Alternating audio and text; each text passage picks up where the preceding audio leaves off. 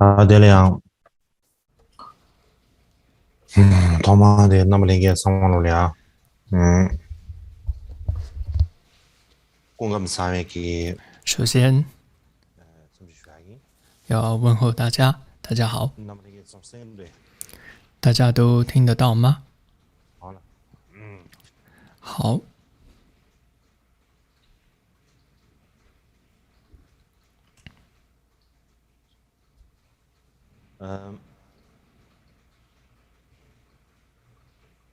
大家听的他们的姐妹继续您啊我求要的那么今天是忏摩春季课程的第5天，第5堂课。今天要讲的是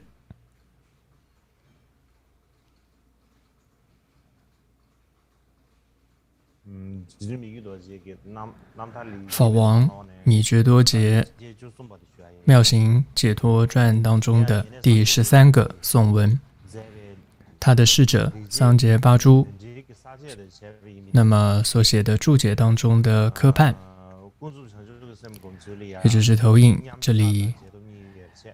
写到的在观修世俗菩提心的部分，分为座上和座下。那么其中座上的部分我们讲过了，那这里现在讲到的是座下转恶缘为道用。那么座下转恶缘为道用的部分分为10个部分，前2个转耗尽物资为道用跟转伤害为道用讲过了，现在讲是第3个转言语为道用。那么转言语为道用的这个颂文是为遍虚空有情之利乐，庶能断善恶之软语，此外意中未有一刻曾到迷乱自他之恶语，此为我妙行之一。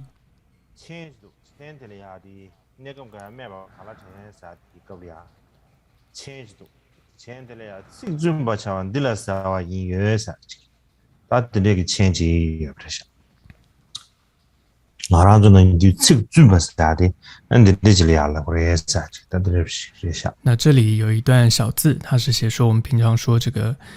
戒律清净啊，形容戒律清净的人叫尊巴，那指的就是这样一个情况。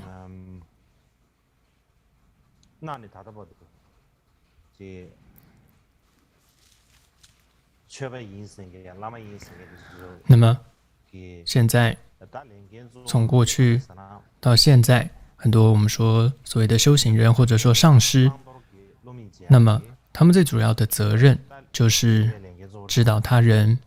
可以说这个善恶取舍，那么为别人开启慧眼。那么什么叫做为别人开启慧眼呢？也就是让他知道说有智慧，升起智慧，能够知道什么是善，什么是恶，然后要止恶行善，这样的取舍。那指导这部分的人，可以说就是这个责任就是在修行人或者说在上师的身上。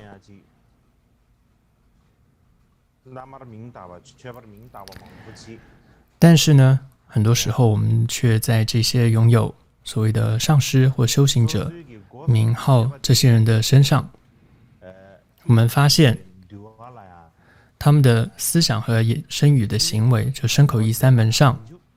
很多时候看不到3乘中的律藏，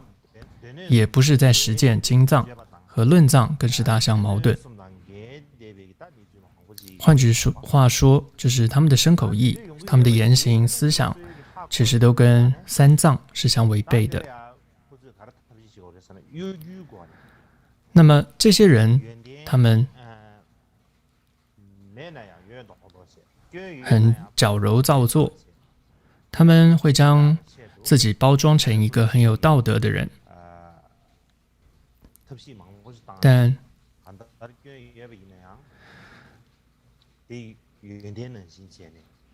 他们没有任何的功德，但是却把他们的功德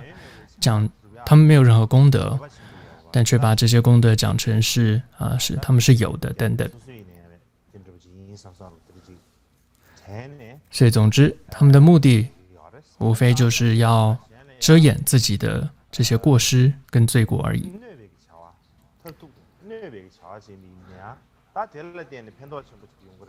而且他们将自己毫没有意义的作为呢，吹嘘说是很重要的利他的事业，而且他们将这种伤害自他的各种行为，他们也会很自负的，或者说来解释成我这是在利他。总之呢，这些人都被这个愚痴蒙蔽了心灵，所以呢，他们的行事呢，各种的作为呢，也都违背了因果。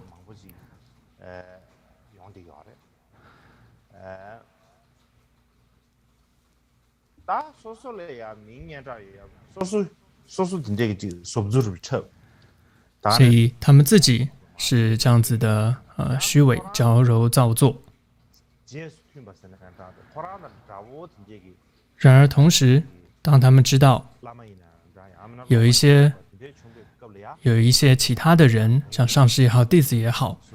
既然是在仿效他们的行仪，就是他们的思想跟言行也跟自己的这种行仪很相似，他们就会很高兴，然后开始就互相双方的在那边互相的赞叹，自欺欺人。所以这么做最主要的目的就是互相在歌功颂德，互相在赞美对方，目的就只是希望变得更加有名气。所以互相会说你的三门身口意的行持真的是非常的好，完全符合了戒律，而且这就是完美的菩萨的一个示现，然后更是密咒的解脱，这个是思想知识非常的开明的，修行是非常的好的，这是就是最大的布施大智慧等等会说这样子的话，可以说是自欺欺人的很多的这样的话。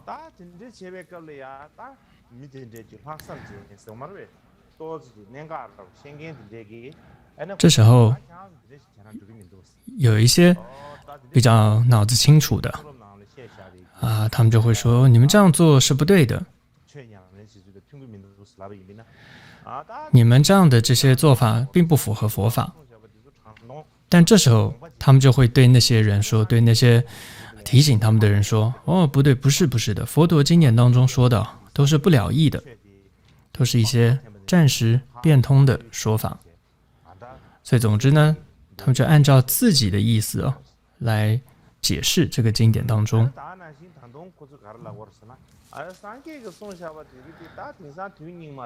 而且他们会说我们现在呢是末法时代，所以我们做不到佛经所说的内容，所以我们现在就只要遵照上师的口诀，那么你就不会有任何错误的，这样就足够了。所以他们把上师的这种口诀觉得是比佛陀的经典更加重要的，他们觉得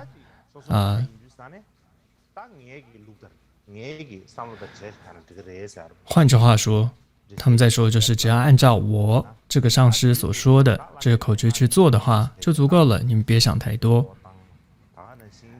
但是依照他们这样子的这种做法去做的话，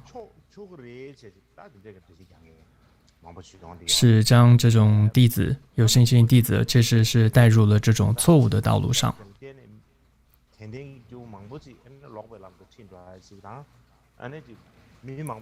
而且可以说欺骗了非常多的人，他们这样的一个作为。那么法王米觉多杰呢，在这样一个可以说一个很虚伪的，都是很多这些矫揉造作的这些修行人当中，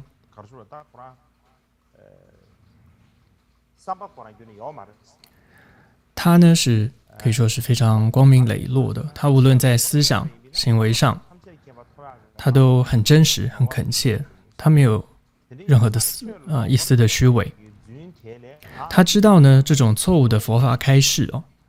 是没有办法让人得到解脱佛果的，而只是把别人带入一条错误的道路上。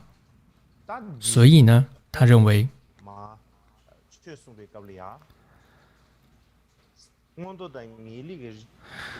这种语言上的罪业是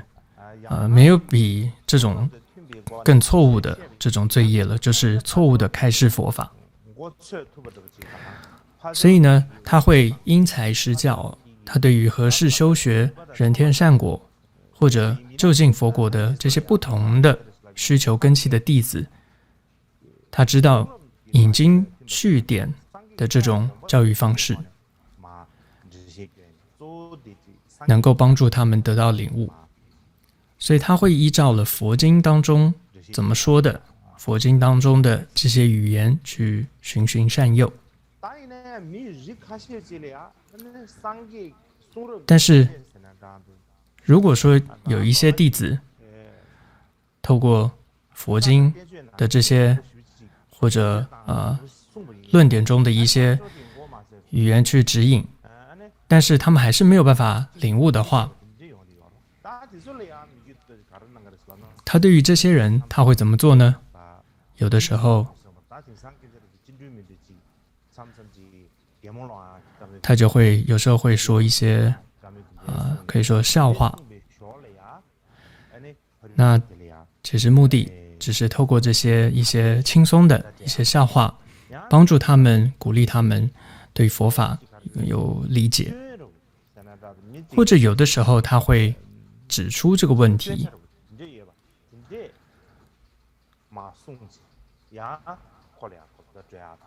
也是帮助他领悟这个佛法。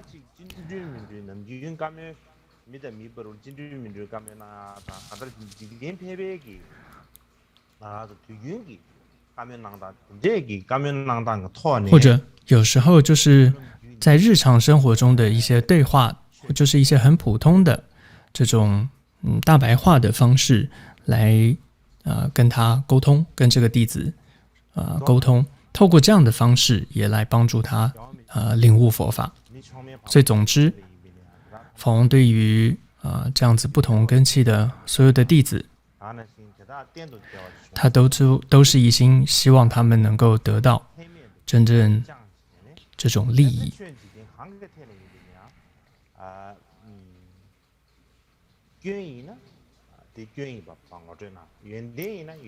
所以他对上对下都是秉持着这种利他的一种善念。所以无论是在世间法、出世间法上的这种讲述上，他觉得都必须要讲得很清楚，说明白。不用说这是在佛法上应该这么做到的。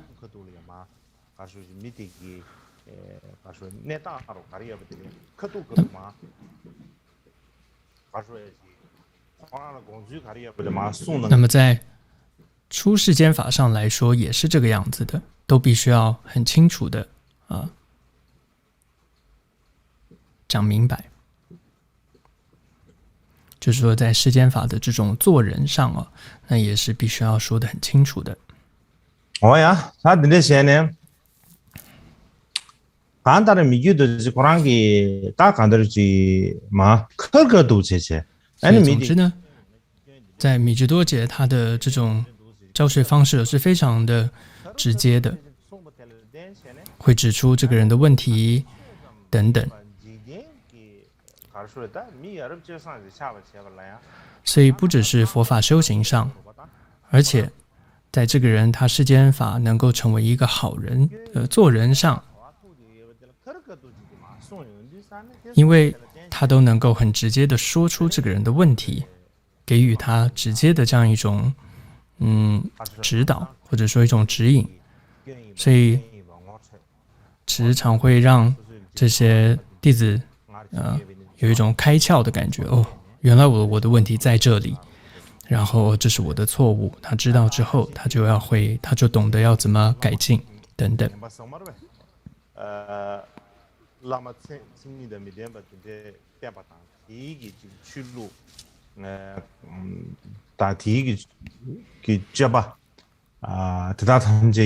所以这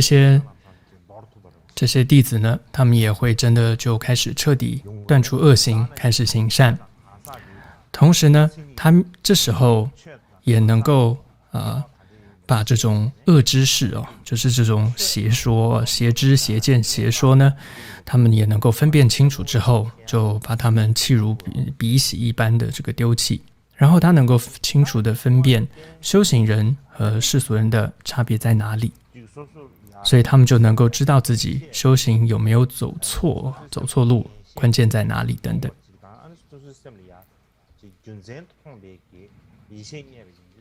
这都是因为由于他们在内心已经有一种可以说得到了一种确信，所以对于一些可能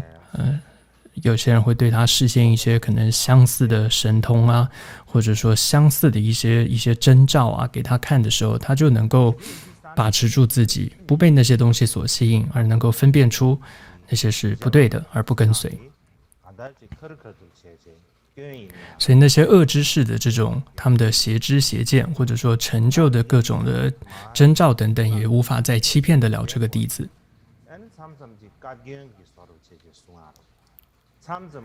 所以法王呢，他就是米觉多杰就会这样子的，他会直接指出这个人的问题，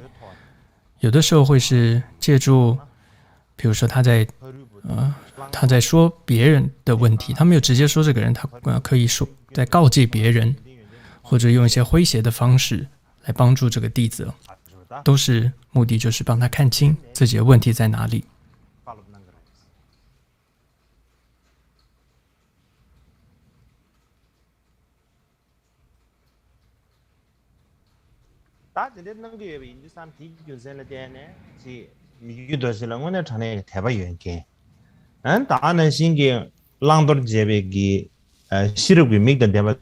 所以呢，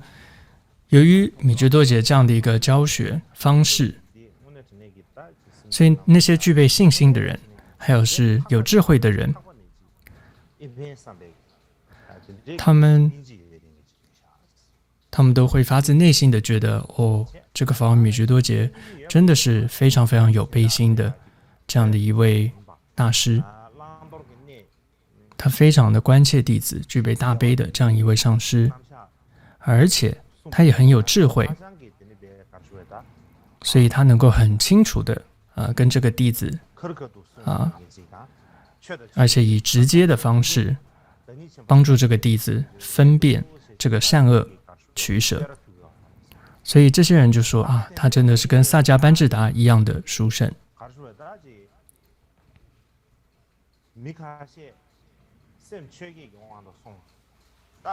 那么还有一些人，他们的心其实都执着在这个世间八法中，所以这些总是在助长着这个世间八法的这些上师、首领，或者说叫法尊这种仁波切，这些虚伪狡诈的大德，他们内心是充满了仇恨，但是却装模作样说自己是个好人。那还有一些是这种花言巧语的这种学者，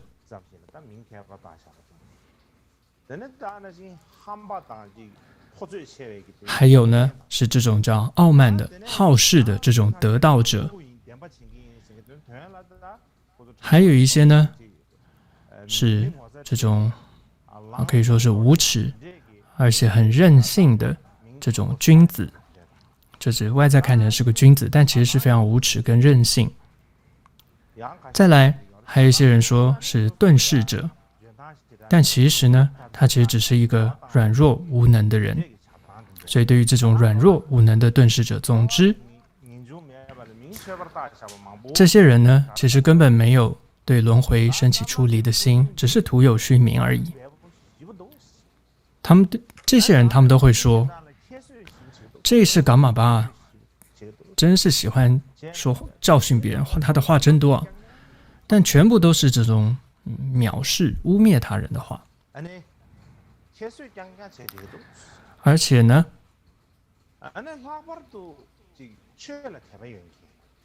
尤其呢，这个法王米觉多杰啊，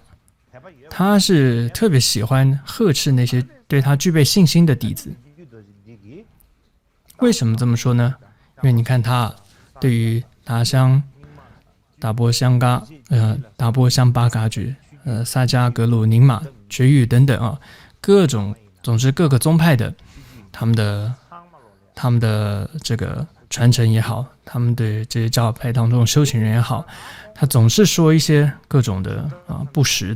在的批评。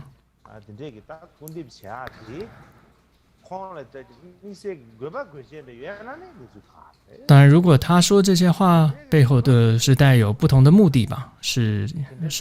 是暂时的权益的说法的话，不了义的话，那还行。不然呢，全都是这些的，他所说话都是在谤法，那他可就这个罪业深重了。所以这些人是这样子说法王密居多杰的，而且说这样的话的人也不少。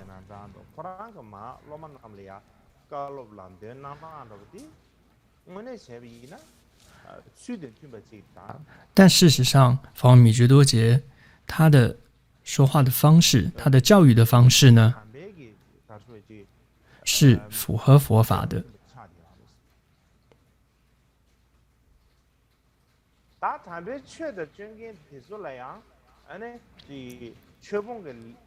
所以，如果说我们把一个在讲真实话、如法话的人说成说他在谤法、在造恶业的话，这样诋毁他的法的话，那么就像是大般若经当中说，以得不退转位的菩萨，如果一个愚者对他所说的法或者他所说的话加以诋毁、这个毁谤的话，这样子是能够增长这个不退转菩萨他的修行的。所以这大般若经当中是这么提到。同样般若经中也提到说，很多愚蠢的人会说，那不是正法，那不是戒律，这不是佛说的话等等。他们是非常的这种恶言恶语的在这样子说。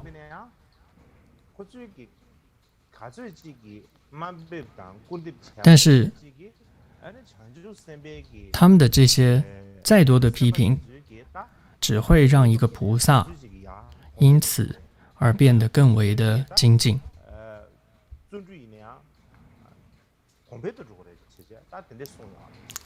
更加的这个对于帮助这个菩萨变得更为精进的去做修持。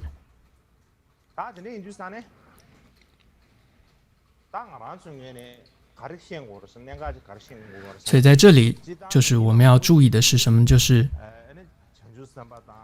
很多时候我们会看到一些人，他们会诋毁跟批评菩萨跟这些上师，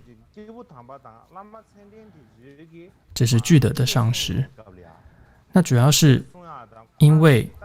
这些菩萨跟上师、具德上师在说法的时候，他所说的这些内容说到了他的问题，真的指出了他的问题，但是他自己却做不到，或者说他不承认，所以他因此呢恼羞成怒了。所以他们因为这种情绪之下，他们就会把这种菩萨或者说指出他们问题的这些上师，说出正法的这个上师，反而当成是这是一个说他们是不好的，说他们是不对的，就上面说这些反而去诋毁他们。所以显密经典当中提到这样的情况，就叫做天子魔。我们说有4魔，这种叫做落入到一个天子魔的状态。这在很多显密经典当中都会形容这种自己恼羞成怒而诋毁菩萨的状况，就是落入叫天子魔的状况。所以我们要很注意防备这种情况。所以当我们谈到魔，记得不就是不要想成是一定要头上有角或者有獠牙这样很恐怖的样子，就是好像一看就知道这个人是魔，让你很害怕的这样的一个形象。不一定的，这样子你还是太狭隘的一个想法。事实上，真正一个障碍你这种解脱和修持的这种魔，其实常常就是你周围身边的一些普通人，就是你不觉得他长得很可怕或者有魔的样子的人。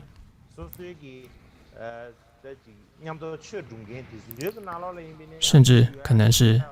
这个身边的人，或者甚至是跟你一起修行的人，很多时候是你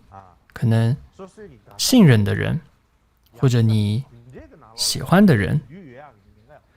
很多时候魔是在这些人当中。我这里不是说这些人不好不是这个意思，因为他们也是这个可以说无可厚非的，因为他们是被他们的魔，它就是他们的烦恼给控制了，烦恼的魔给控制了。所以呢，等于说魔他们的烦恼完全操控了他们，所以他们也不由自主的也来伤害到我们，或者伤害到他周围的人。所以等于是谁在控制一切，都是这个魔在控制着。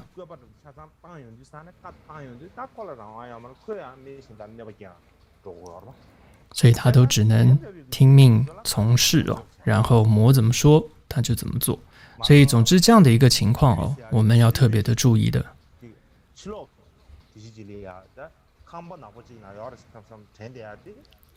所以不要总觉得是那种好像魔都是在什么阴森森的房子里面的，住在那里的才叫做魔，不是这个意思。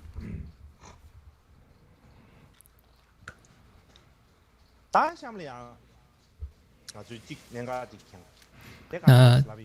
接下来这一个也是要讲一个必须知道的重点，就是大家也都知道，在历代噶玛巴当中，可以说著作文集最多的是谁呢？这是你们可以马上回答得出来吗？著作这种文集最多的是谁呢？就是噶玛巴西，他著作是最多的。他有多少著作呢？他多少个文集呢？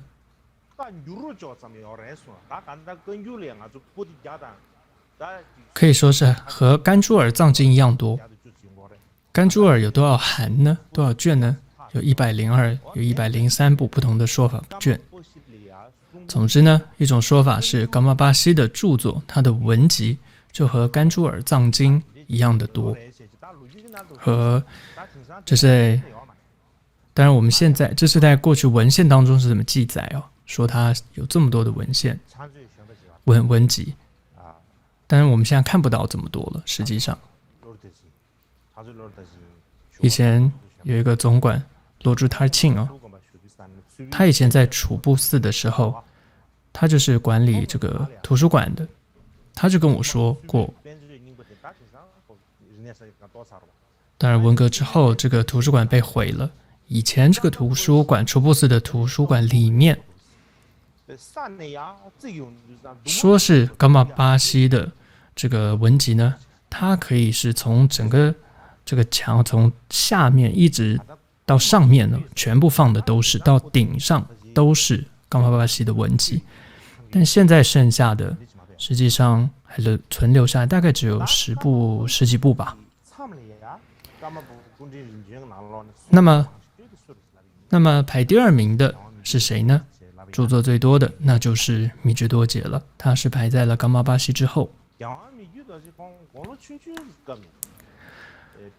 米居多杰呢，他自幼年纪很小的时候，他就写出了很多部论著，还有书圣的这种金刚道歌。尤其他22岁的时候，写下了《律经根本律》的逐字的解释，就是释文。23岁的时候，他写下了宪官的注解。24岁的时候，他写下了一个对于声明的这种叫积分论的一个注解。26岁写下了《律经根本律》的注解。27岁的时候，他写了《俱舍论》的注解。但之后也写下了《入中论》的注解等等哦，很多这些都是显称方面的著作。那么就密称方面来说，他也写了这个摩诃摩耶，就是大幻化网等这些密续方面的注解，还有坛城成就法等等，非常多部。另外，他也写了很多这种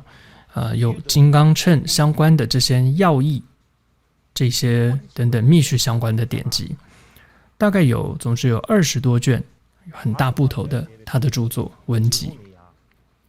以前我在藏地的时候，从哲蚌寺那边呢，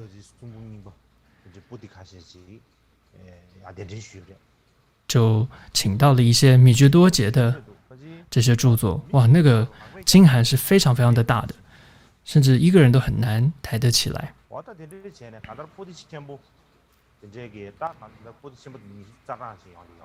所以大概有20多卷或20多函呢，这样子非常大部头的他所写的著作文集。而且呢，米居多杰在诗词方面的相关的著作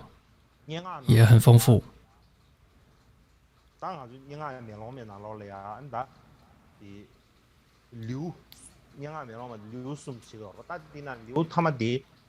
么在诗词里面的有一个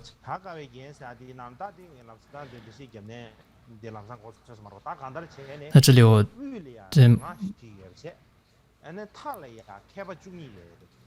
这中间是自己，周围有12个智者。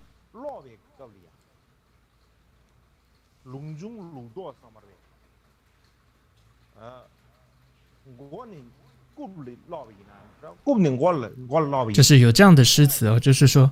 你无论是正着念、倒着念，你都可以念得出来的。总之呢，米居多杰他也写了这样子的，就是这种叫做很难写的一种诗，难写的诗。所以他在这种诗词的方面造诣也是非常的高。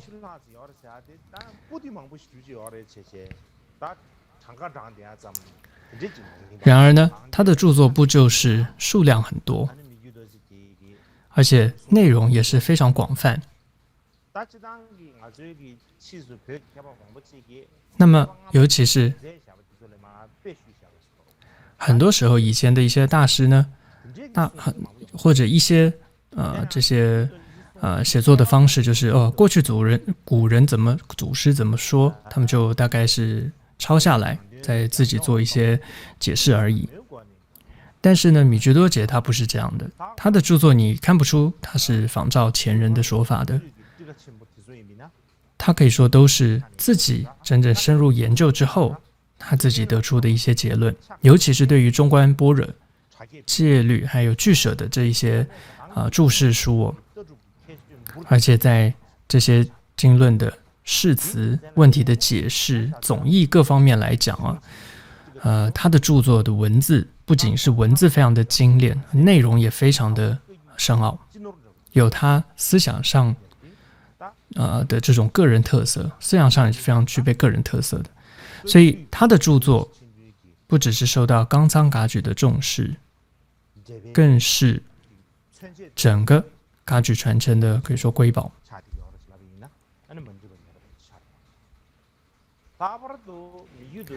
其中尤其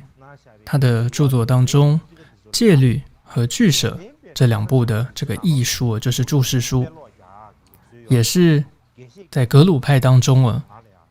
也是会附带学习的。许多这些很有辈分的一些格西哦，也都这么跟我说过。以后希望有时间的话，可以能够一一的为各位讲一讲上面提到的他对于中观般若戒律俱舍这些注释哦，到底这些论著它有什么样的特殊性，它有什么样的特点，希望以后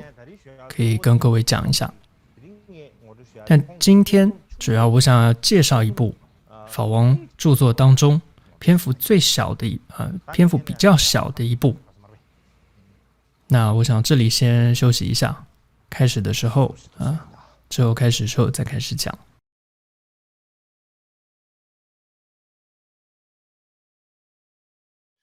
大家呢，大家等于学本新的要面给多些光给他送做忙不着。那么刚刚我们提到说法王密居多杰的著作很多，那么今天要介绍的是一部它篇幅比较小的一个著作。这部著作的名称叫做什么呢？就是对于这个前义密咒，就是宁玛派责难的一个回应，说明其教主与教法之正统源流。那这部著作它最主要的内容说的是什么呢？就是他是在驳斥说这个宁玛派非佛说不正统的这种说法，他是在反驳那些人，所以而肯定呢说宁玛派是佛说，是正统佛教的这样一部著作。那么之前我就拿到这部著作的一些这个很古老的一个版本，所以这里我投影给各位看一下。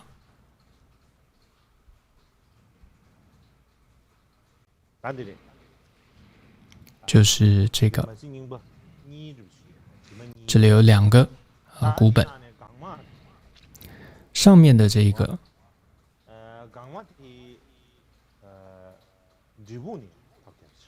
是出自这个被哲蚌寺收藏的，就是在中间有这么一个，这是一个藏文字。那大部分这一类的，就是就第五世观音尊者，他带这个蒙古兵攻打这个泽拉岗寺院的时候，那么就把当时噶举这个泽拉岗寺院里面很多的经典都带回到这个拉萨格鲁的寺院里面，所以当时他们就整理了这些来自泽拉岗这个噶举的经典，然后归类为就是有这样一个藏文字的。那这大概是360多年前发生的事情。这部典籍是有360多年的历史。那下面那一部呢，是来自哪里，这就不是很确定。但上面那个古本，它是来自哲蚌寺，是很确定的。那为什么我今天要特别选这一部来讲？他那么多的著作，为什么要选这一部来跟大家说一下呢？最主要有2个原因。一个原因是跟今天我们讲的这一个颂文这个主题很有关。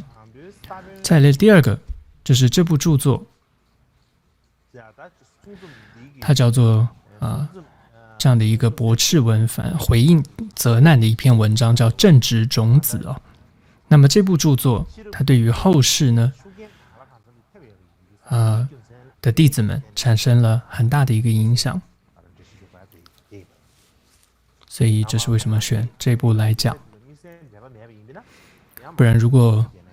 跟今天主题无关，也没有特别意义讲这部论了，这篇文章了。那么在讲这部著作之前，想要介绍一下米芝多杰他是怎么样一个人，他的个性是怎么样的。如果我们了解到他的个性的时候，那么也会对于他的著作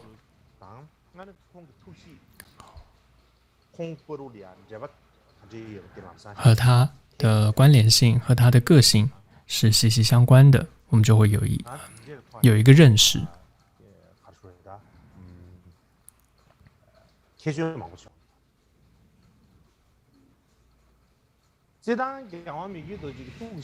那么所以访问米芝多杰他的性情啊是很直率的，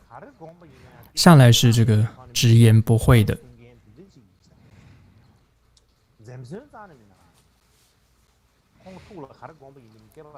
所以他是这样的一种性格的，他不会太在乎别人是怎么想，他向来是这样子，非常的直来直往，直言不讳的。所以从他的著作当中也可以看到，只要是他觉得没有道理的，无论是对方是古德还是后辈学者的一些说法，他都会直接可以说不留情面的予以驳斥对方。那么一些对米芝多杰不熟的人会觉得说，米芝多杰这个人这个上师大概是他在这种宗派的理论思想上是很极端，是很排外的这样的一种上师。但事实上不是这样的。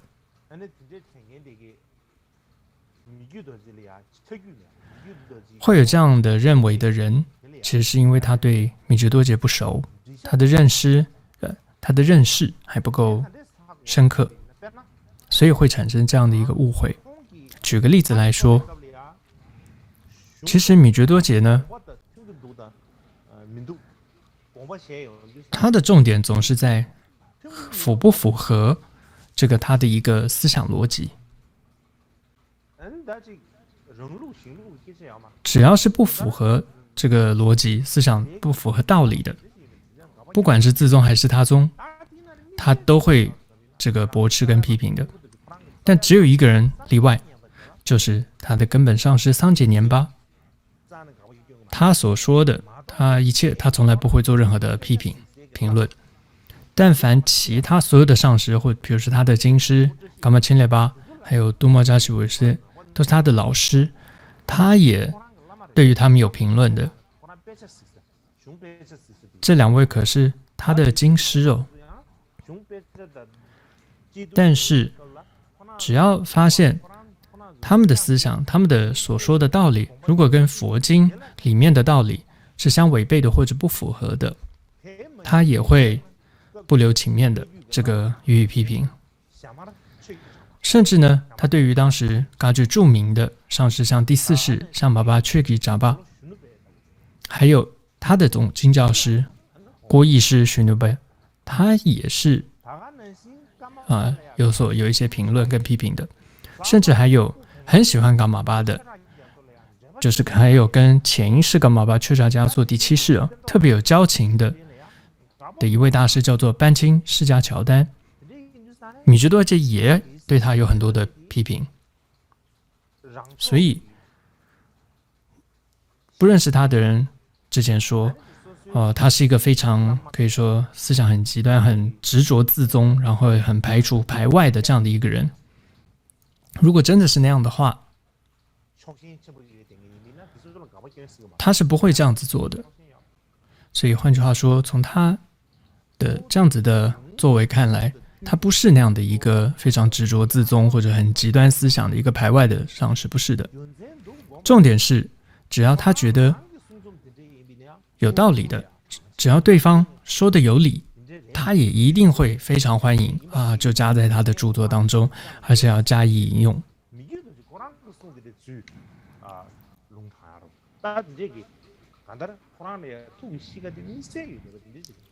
所以这是他很特别的一种性格。换句话说，就是你看到他，总之在佛法的论著上，这件事情上来看，他是一个完全是一个依法不依人的这样的一种性格。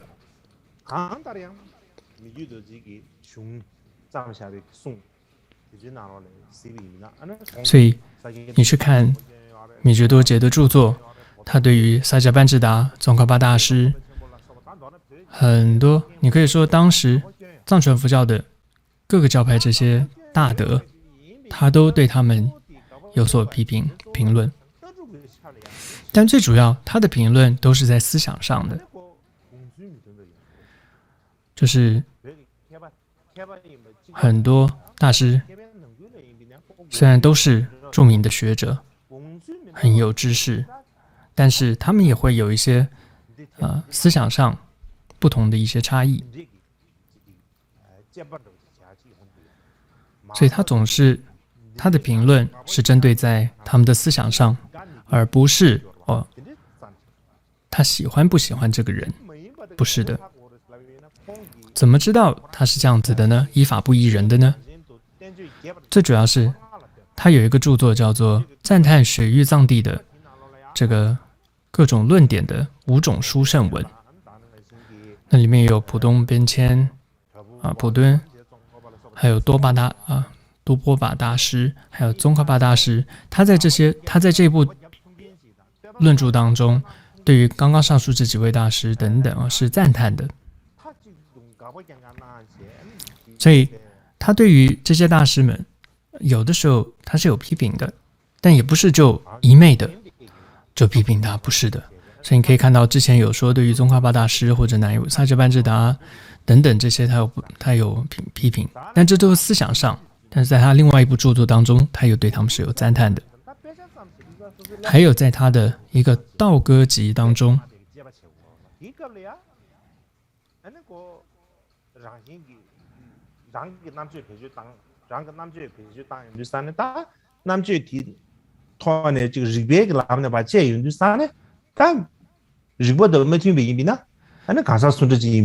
也看得出来，里面有很多很多他之前你说论点的话是那样子，他的比较是思想这种思辨上，但道歌就不同了，道歌是比较感受上是感性的。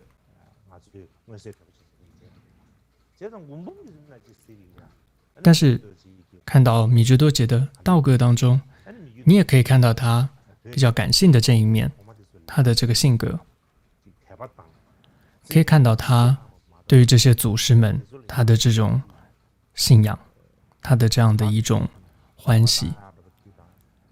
完全没有那种他的这种各种情绪在里面，是没有的，没有各种这种批评在里面是没有的。但说了这么多，很奇怪的是，有一点就是你看到前面你说他有批评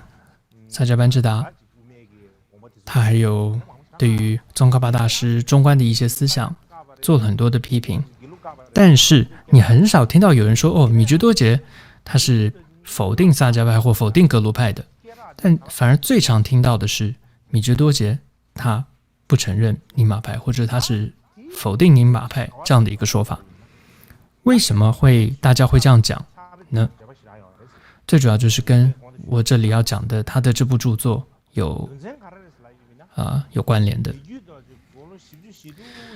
因为事情是这样子，米觉多杰他46岁的时候，他是48岁圆寂的，所以就是在圆寂前的前2年，46岁前后吧，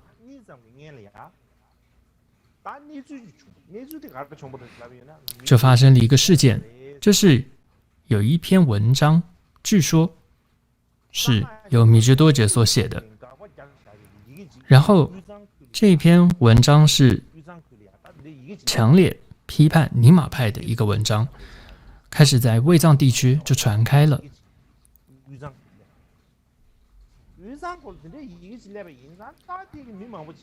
所以当时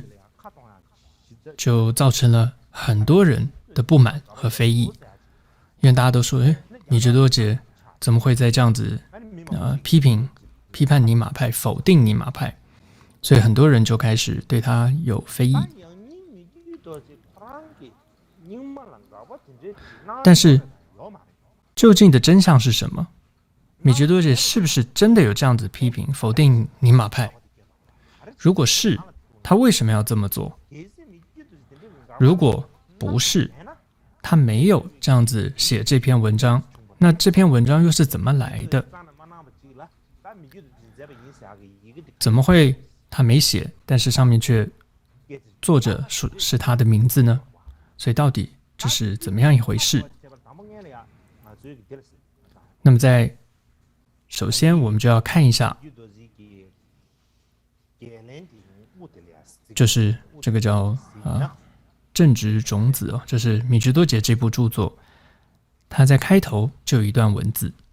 是投影这里这样子写的。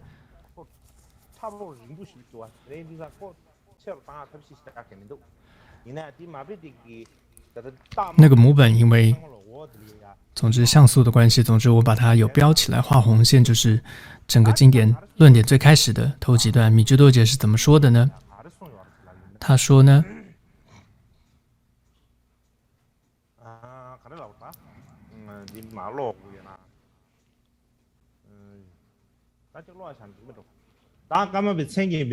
就说有人呢假冒具有伽马巴明会的米吉多杰我的名义，写了一篇批评尼玛不正统的文章。这个人是谁，叫什么名字我并不清楚。这篇文章让很多卫藏人士升起了邪见，开始撰写文章攻击和批评我们。这篇文章的目的就是为了停止这种粗暴的无谓的批评或语言。所以从这段文字他在说的是什么呢？这里很清楚提到说，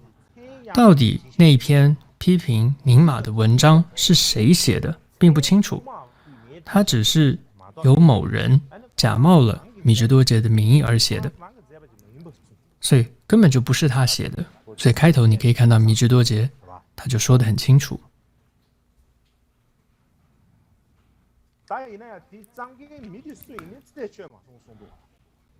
所以米吉多杰也说他并不清楚是谁写的，这个人是谁，叫什么名字并不清楚，他这样说。但是呢，他假冒了这个米吉多杰我的名义而写。接着我们再往下看，那这里提到文中提到噶玛巴告知大圆满德卓喇嘛，换句话说，就是那一篇批评的文章里面写说，这篇文章是米吉多杰写给一个叫大圆满德卓喇嘛。什么时间呢？是杨木基年阴历8月上旬，写于尼木院善。同时这里面米吉多写到，很明显这全都是造假的。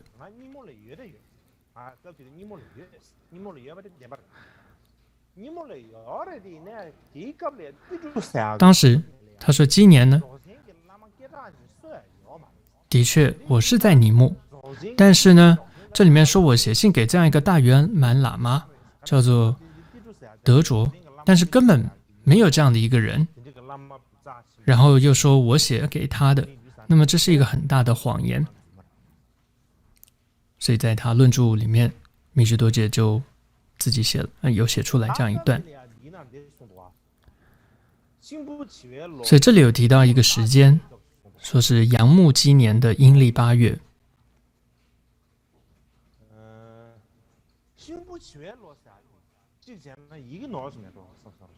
但我想这可能是这个错字，因为呢，米吉多杰呢是诞生在火兔年，然后他原籍那一年48岁那一年是木虎年，所以从火兔年到木虎年这之间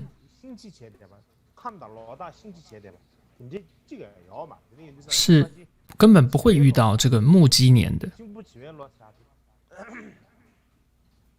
所以就根本没有这个木年的。所以可能不是木，是水年，所以是水鸡，不是木鸡年，因为那是46岁那一年，因为米支多杰46岁那一年呢是水鸡年，所以应该是水，不是木。怎么知道的呢？最主要是这样子推测而来的，就是米支多杰他写正直种子这个回应的这篇文章什么时候写的呢？时间点在《贤者喜宴》这部著名的著作当中有提到，这里面就记载说米支多杰呢是在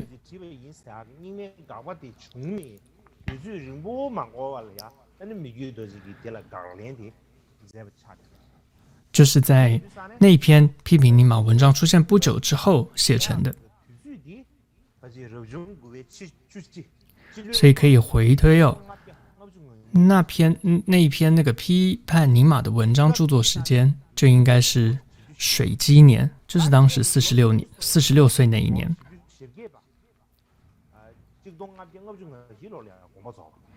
所以就是1552年写的，然后之后48岁的时候，2年后就是1554年的时候他圆寂。所以总之这里面就应该是错字，不是木鸡而是水鸡年。好，接着我们再往下看，它这里有一个这篇文章还有提到有这样一段诗词，这里我就不念了。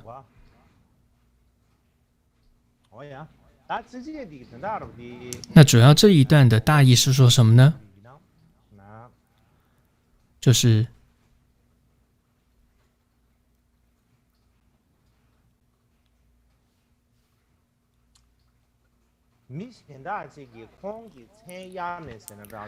有人呢，某人假冒了他的名义，就撰写了那一篇批评尼玛的文章。这为什么会写这个文章呢？主要就是因为他嫉妒米支多杰。由于当时米支多杰这个佛心事业是很广大的，他这个他因为嫉妒，所以呢，为了要这个诋毁他而写的。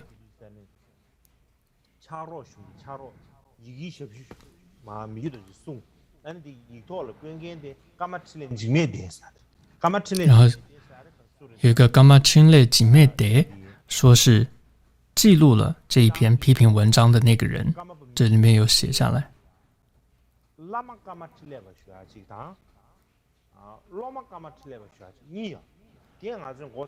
这个对不起，就是这篇正直种子的记录者，那么有钦列巴这样的名称，但是钦列巴呢，历史上有一个是他的上师伽马钦列巴，一个是弟子伽马钦列巴。那上师伽马钦列巴就是米支多杰他的老师。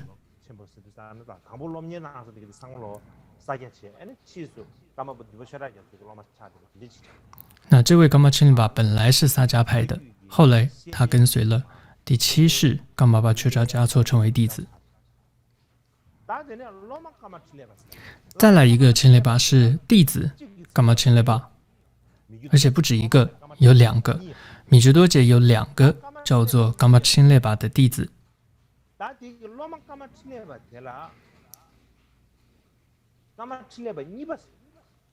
应该是伽马钦列巴里面的弟子里面的第2个。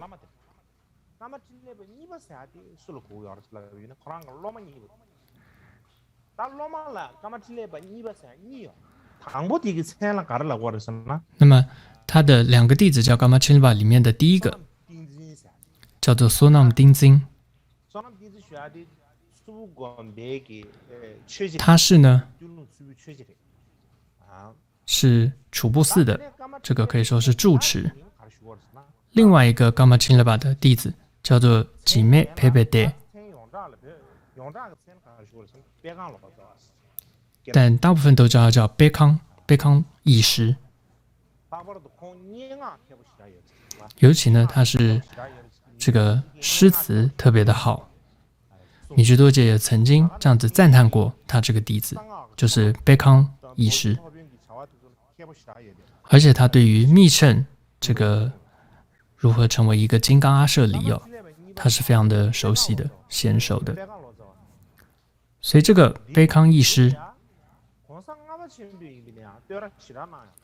甚至第五世观音尊者也很赞叹这个悲康义师。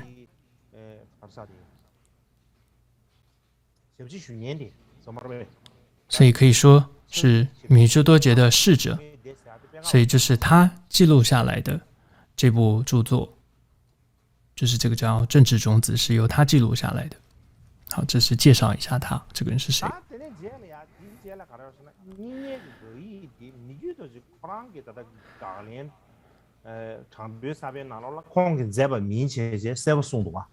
所以在刚刚我们看到了米珠多杰说得很清楚，那篇文章不是他写的，不止他自己有这样子澄清，他的弟子也在这样子说，他的很多弟子也都有说，像是巴乌祖拉陈瓦在贤者喜宴当中就提到，法王被迎请到蒋巴林寺，然后当时呢，雅加巴恭敬地进行了供奉。那这里提到，过去有人冒用法王的名号，制造舆论，欺骗了这个宁玛派，致使所有宁玛派僧人不再相信法王。此后，为了消除疑虑，所以写下政治种子这样一文。所以这里就提到，你看贤者喜宴就说，当时法王到了强巴林寺之后，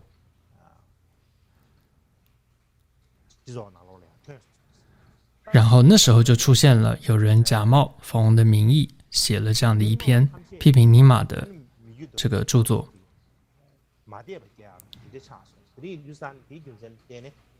那后来很多的僧人宁玛派的也都开始不相信法王，所以就是在那个时候，法王他写下了这回应的这部著作叫《政治种子》。所以这里你可以看到很清楚，包租拉陈瓦就很确定说那篇文章不是米居多杰所写的。再来，政治种子是为了消除那个疑虑、澄清而写的一篇米居多杰的文章，米居多所写的一篇文章。另外，包租拉陈瓦在53岁时候所写一个叫做《消除邪见》这样一个文章，一篇著作当中也提到，这个法王米居多杰呢，有人冒用他的名义撰写了这样一篇文章，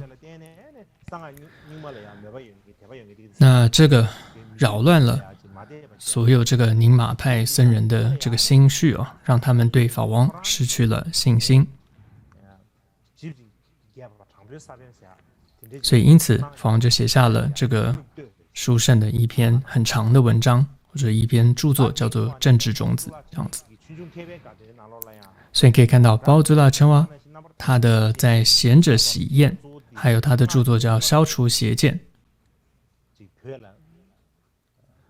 当中都有提到。所以这部消除邪见最主要就是在破除很多人说宁玛派非佛说或者不正统的这样的一部破斥这样说法的一个著作。总之，包租拉陈瓦的这些著作当中很清楚可以看到那个批评宁玛派那篇文章不是米居多杰所写的。再来，米居多杰还有一位很重要的弟子，就是第五世夏玛巴滚珠衍那。那么他编写了米居多杰文集的一个目录，在这个当中就有将就是这部政治种子很清楚的收录进去。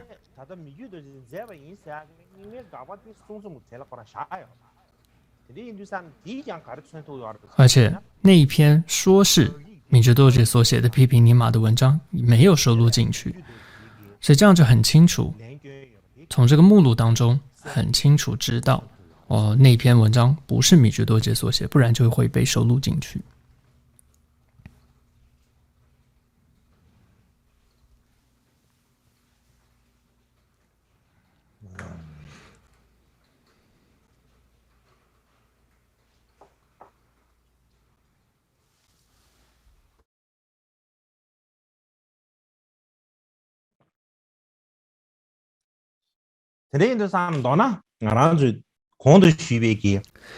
所以就像前面我们讲到的这些整个情况介绍了，所以你会看到法王也好，和他的法王米居多杰也好，和他的弟子都不止一次的这个否认那篇文章，很清楚的说澄清了那篇文章不是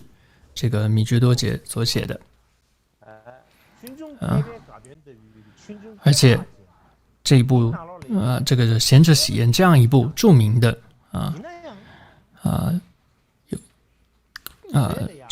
这样一部佛教历史书当中也清楚说明了。但是无论米觉多杰是在他在世的时候，还是在他过世之后，以尼玛派为主的很多的学者、很多大师，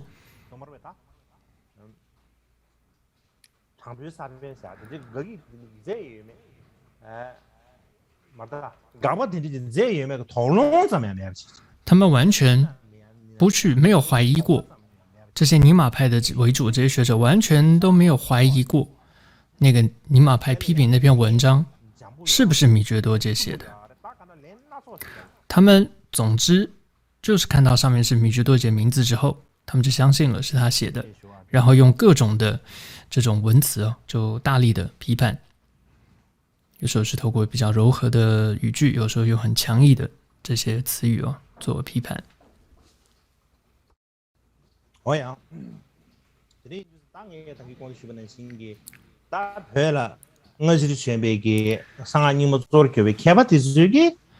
所以当时呢，这些以宁玛派为主的这些学者，他们完全没有怀疑过那一篇批评的文章不是米觉多杰所写的。所以总之他们用各种的方式去回应那一篇文章，去反驳那篇文章。为什么他们完全没有任何怀疑那篇不是米觉多杰所写？为什么会有这样的情况呢？我觉得是有一些原因的。首先一个原因可能是这些学者呢，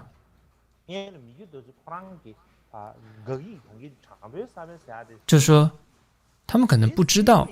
或者说没有看到这个米觉多杰有写另外一篇，就是我们刚刚有统计出来这个政治种子的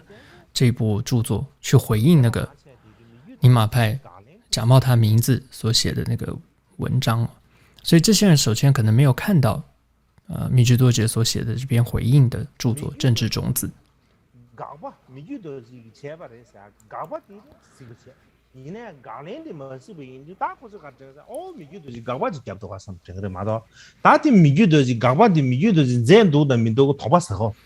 所以他们只看到说，米觉多杰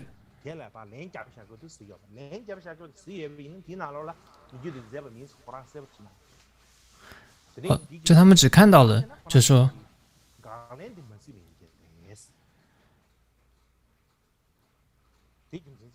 所以总之这是一个原因。不然另一个原因就是因为当时这篇文章一在这个四处这个流传的时候，很多这些人就觉得说，这是一次机会了，是我可以表现出风头的一个机会，或者说是为了觉得我可以透过这个机会好好这个整肃宁玛派。总之各种的原因都有，但是都没有怀疑过那篇文章不是这个米觉多杰所写的。他们就觉得理所当然，那个就应该是米觉多杰所写的，然后他们而做了很多的回应。因为那时候米觉多杰实在太出名了，所以有些人的确是带着我如果能够去回答或者去跟他论辩，这么一位著名大师，我去跟他论辩回答的话，那可能这是一个出风头的机会。一个是说不是说整肃宁玛派，而是这样子可以让宁玛派，因为他自己是宁玛的嘛，所以他让宁玛派变得更有名、更有地位，而且对他自己个人来说，也是一次机会，可以跟这么出名的一个米居多杰这样一位大师辩论。所以无论他们到底知不知道，或者有没有看到这个米居多杰的那一篇政治种子，还是他们知道有，但是故意装作不知道，目前还是未知。但是我觉得，如果要搞清楚这个情况问题出在哪里，我们就必须对于米觉多杰的那一篇政治种子，就那一篇回应的著作，然后和这些学者批判的文章做一个很详细的比对研究，看看这些学者是不是有引用到米居多杰的那一篇政治种子的文章，那你就可以知道说他们到底有没有看过了，到底他们的动机是什么了。所以接下来我们看一下古今的一些这些学者，他们对于那篇批评宁玛的那个说是米居多杰所写的那篇文章看他们是怎么回应的，还有他们的一些看法是什么。首先是有一个叫朱固纳措让卓，他是当时宁玛派当中呢的一位著名的大师，也是萨玛昆卓衍腊的上师之一。那么这位朱固纳措让卓在米居多杰圆寂后一年，就是在木兔年1555年的时候，这位朱固就写了一部著作，他就写了一篇回应的文字。从这篇文章当中你就可以看到，他是认为那篇批评宁玛的文章就是米居多杰所写的。另外一位是在米居多杰圆寂3年之后的一位大师，叫雅德持律者千拉贾措，他也写了一部著作。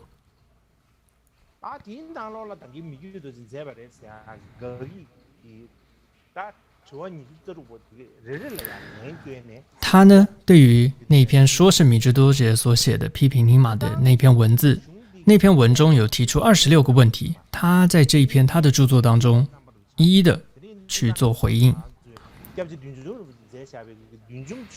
那不止，但这部著作内容不就只是他回应这26个问题，这是一部很关于宁玛历史派很重要的一部著作，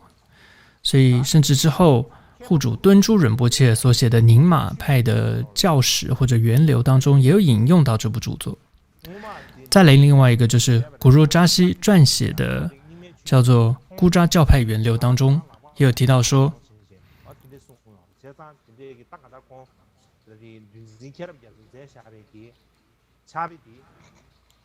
他就有提到说，据说是由持律千热贾措所写的雅德宗派历史当中呢，就提到详细的宁玛派教史，然后他也说，当时我还没有拿到这部著作，所以主要引用这一段是在说，那部由千热贾措所写的那部著作，它是宁玛派里面可以说这里有说提到详细的宁玛派教史，是这样的一部著作。但是呢，这部著作它和其他著作最大的不同在于什么呢？就是他并不认为那篇批评宁玛的文章是米居多杰所写的，他否定了，他并不认为是米居多杰所写的。所以呢，在这部论著当中他说到，这里我不用念太多，总之里面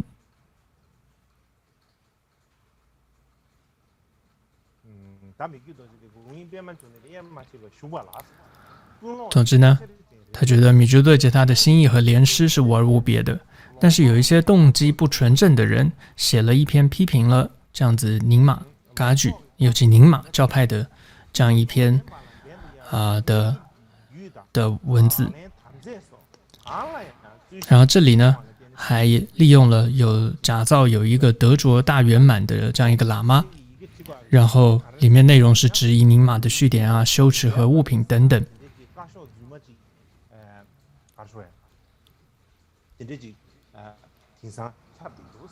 他就说，他当时看到了有这样一篇文章，他就是因为看到这篇文章，所以他写下这部论著。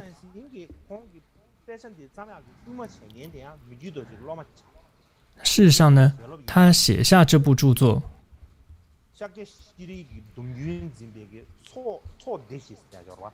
也是由米芝多杰的弟子要求而写的。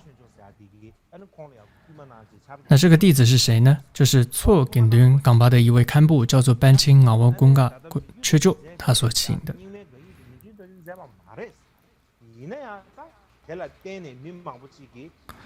他知道，就是这个请求的这位弟子班钦阿沃贡嘎缺咒，他知道呢，那篇文章根本不是米芝多杰所写的，这样子是犯下了谤法的罪业。所以为了要澄清这个噶举和尼玛之间的误会，所以他请求写下这部著作。另外还有一个官员叫做雅加的一位官员，雅加本谦公告所难加波，他也曾经说，他也指示命人就写下一个符合米芝多杰心意的一个佛教史来做回应，为了让佛教和各个宗派能够和睦。所以总之呢，从上面这些情况来看，当时或者很熟悉米芝多杰的那些人，或者跟他比较密切有来往的这些人，都知道那篇批评尼玛的文章不是米芝多杰所写的。之后米芝多杰就是在他圆寂22年后，有一位叫做苏多巴罗珠讲僧，他也写了一篇这个著作。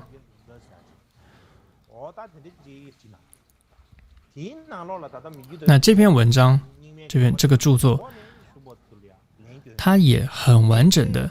就是引用那篇批评尼玛的文章，而且很完整的对于那篇文章做出回应跟驳斥，而且他也完全认为那篇文章就是米芝多杰所写的。但他的想法很特别，他认为说那是法王米芝多杰为什么要写那篇批评尼玛的文章，是为了鼓励尼玛派的僧人更加精进文思修而写的。换句话说，他认为是米芝多杰所写的，而是米芝多杰带着这样一个很善的动机而写的。所以怎么样知道呢？就是在这篇文章里面就有这样一段引用。所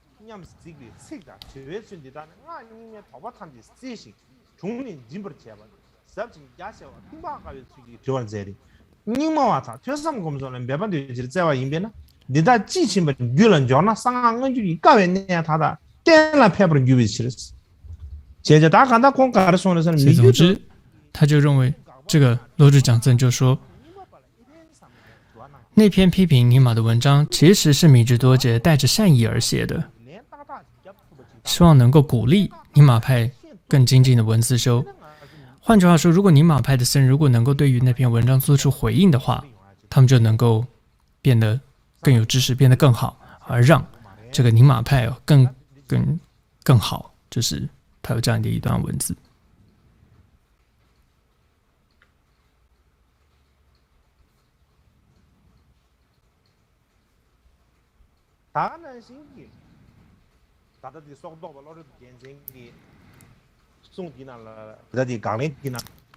那这部《罗珠讲僧》里面还有写到说，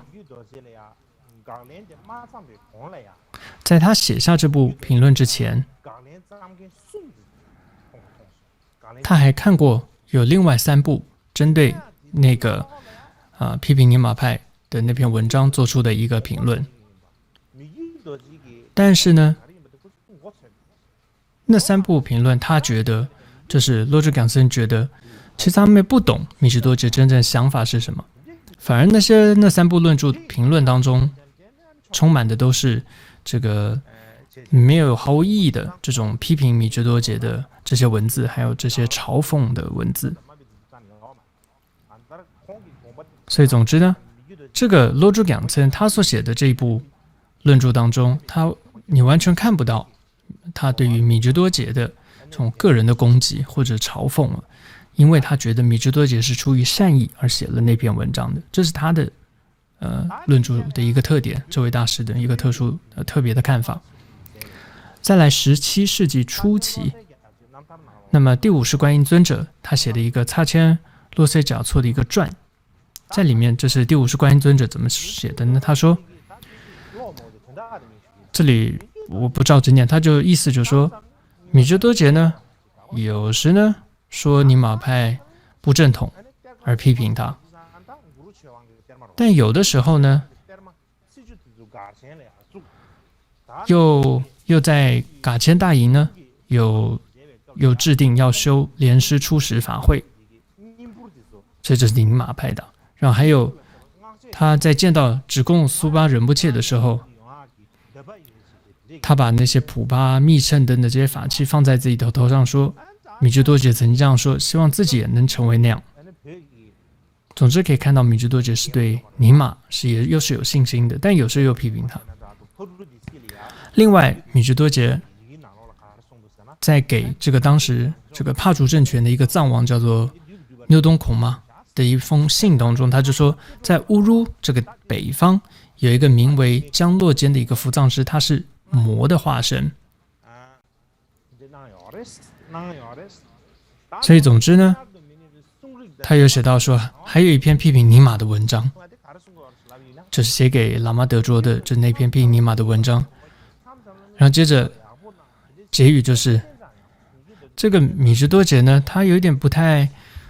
正常，就是他有一点他的思想呢，这个好像都是随便讲的，有的时候是批评尼玛，但有时候又是这个赞叹尼玛的等等的。所以第50观音尊者就觉得说，这个米芝多杰真是太奇怪不太正常的一个人，他有这样子形容他。所以他就说难怪大家对他没有信心哦，这也是理所当然的，他后面有这样提到。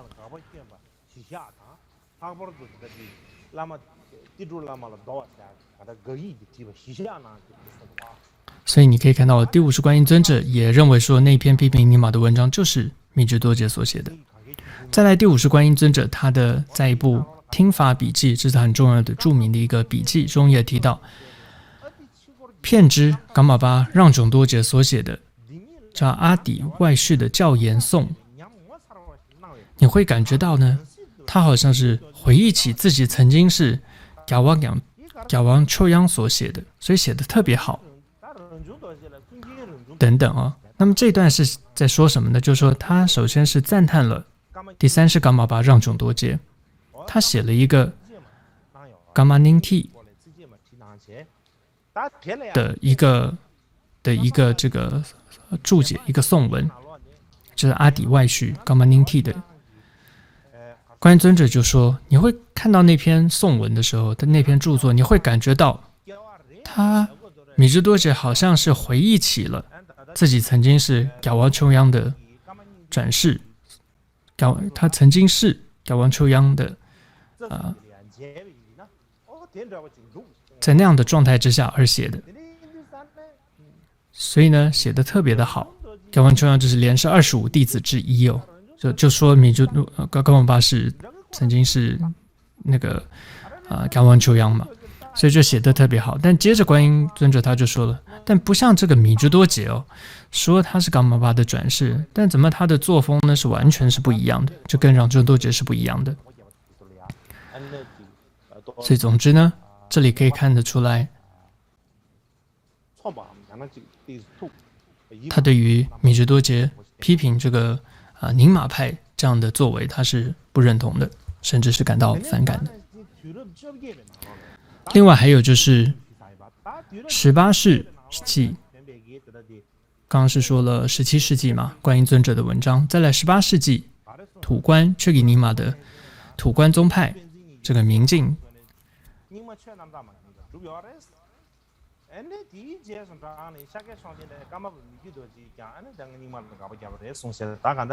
反正里面就有提到说，也是引用到说释迦乔丹还有噶玛巴米支多杰呢，就也是对于这个尼玛派是有批评的等等。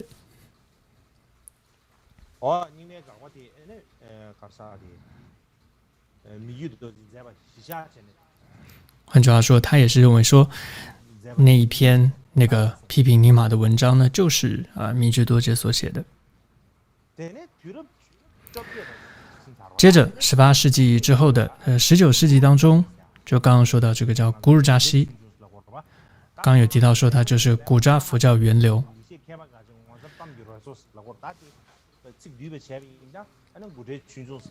总之著名就叫做古扎佛教源流当中就提到，这个第8世法王呢，曾经跟随迦查扎西南嘎听闻了一个叫黑马成就法，就是尼玛的一个法，而且加以修持。而且呢，他还修持了结合了八代噶玛巴、降八尊和莲师八变合集的成就法。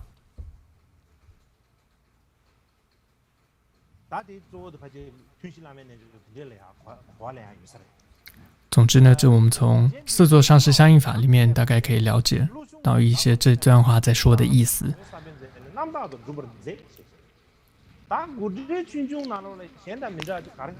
然后总之呢，这里面古扎佛教源流，他后面接着他提到他有一个不同的看法，他就认为说，那个批评尼玛的文章是米支多杰所写的，然后之后的政治种子也是米支多杰所写的，所以他知道米支多杰有写下那一部叫《政治种子》。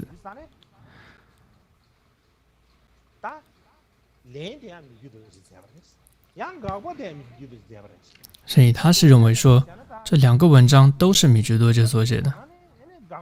但其实如果你真的要好好看一看米支多杰《政治种子》里面所写的话，他开头就写得很清楚，说那篇不是我写的。所以到底这位古鲁扎西他在想什么，我也不是很清楚。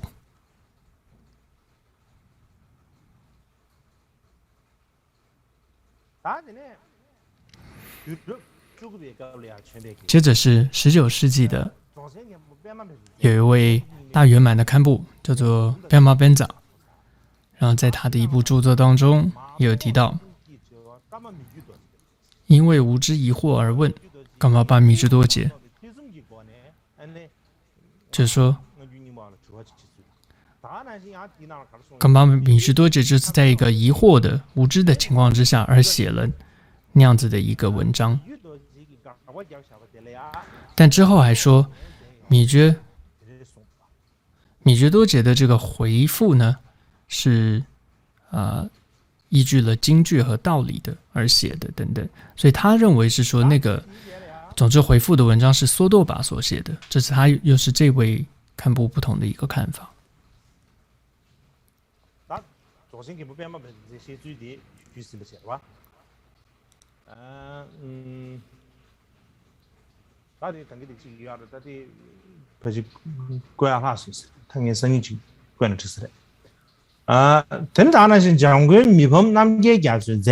另外还有就是米胖南根教授文殊护主他所写的这个三心性论，有一个叫金刚宝曼中就提到，针对那篇批评尼玛文章当中的几个问题有做了回复。这里面就写到什么呢？他说，我就不照着念啊，这明天再给各位看啊，投影。但总之意思是什么呢？就是你呢，米支多杰刚开始是持有他空思想的，但之后呢，你看了那个色拉至尊解尊色拉至尊所写的一个《龙王庄严》这部论，所以你就觉得自宗的思想站不住脚了。这是因为那个《龙王庄严》的太有说服力了。所以因此呢，你就变成开始这个持有应承思想。所以总之呢，你是一个没有真正坚持自己的思想的这样的一个人。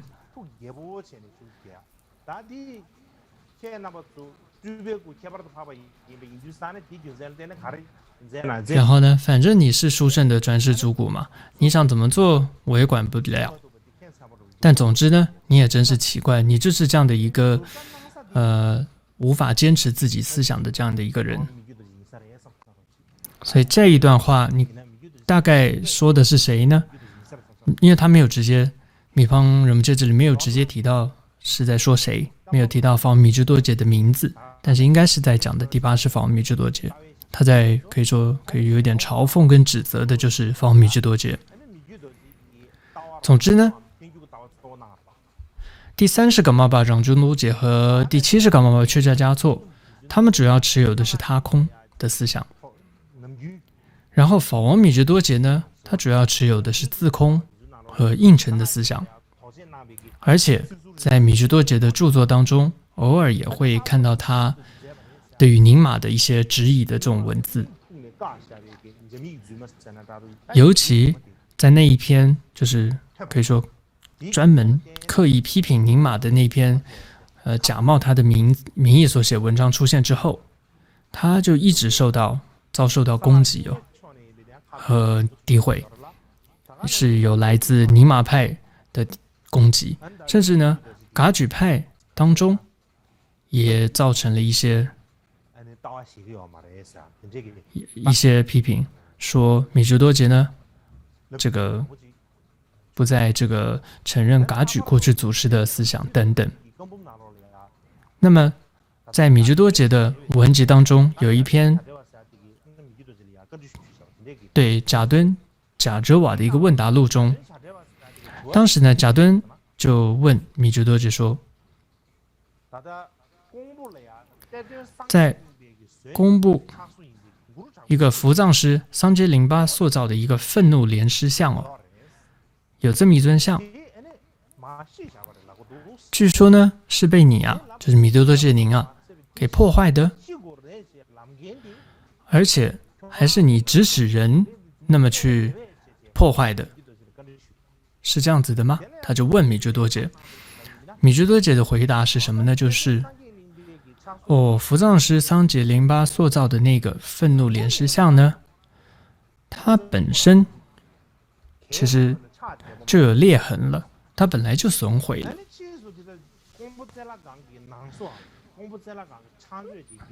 然后之后泽拉康寺的这个有一个总管，他就想要重修这尊佛像，他就大概在重塑这个佛像的时候，结果就损毁了，完全损毁了。总之密支多杰就说，在这个重塑这尊佛像之前，我也完全不知情。换句话说，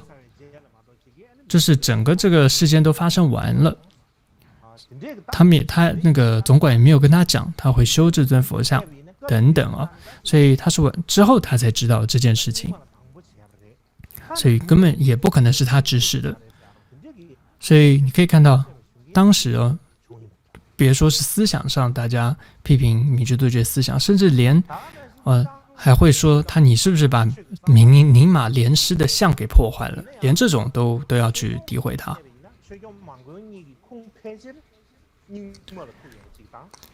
所以一般来说呢，我们噶举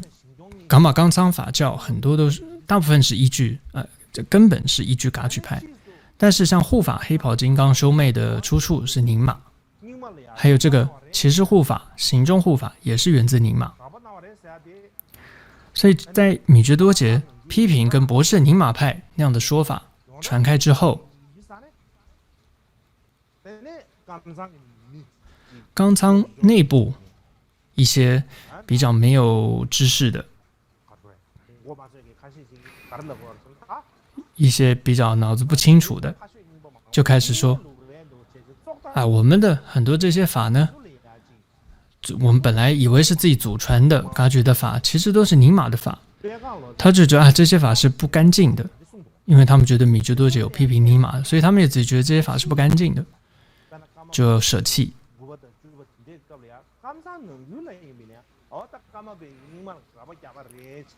所以甚至这样的一个说法，